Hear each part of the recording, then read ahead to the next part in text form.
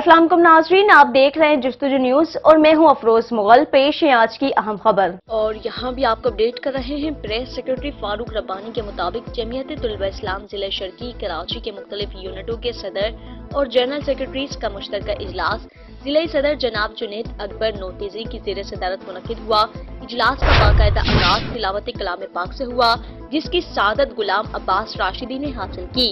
इजलास की कार्रवाई सूबाई नायब सदर और जिला जनरल सेक्रेटरी जनाब सईदुर रहमान करनी ने चलाई। इजलास में खिताबत कोर्स, यूनिटों की सतह पर तकरीरी मुसाबिका जात, तरबियती निशिस्त, जिला सतह पर सालाना प्रोग्राम व तरबियती कन्वेंशन समेत मुख्तलिफ एजेंडों पर बहस करते हुए यूनिटों के तमाम जिम्मेदारान को 30 दिसंबर तक तकरीरी मुसाबिकों और तरबियती निशिस्त के पाबंद किया गया, जबकि जिले सतह पर शानदार और जानदार सालाना तकरीरी मुकाबला और तरबियती कन्वेंशन का फैसला किया गया। मुफ्ती महमूद यूनिट के सदर नसीम अहमद कजनू गुलाम अब्बास राशिदी के कजन के इंतकाल पर इजहार अफसोस व दुआए मग़फ़िरत की गई, जबकि मुबल्लिग जमीयत काजी मुनीबुर रहमान साहिब और भाई तलहा की वालदा की सेहतियाबी के लिए दुआ की गई।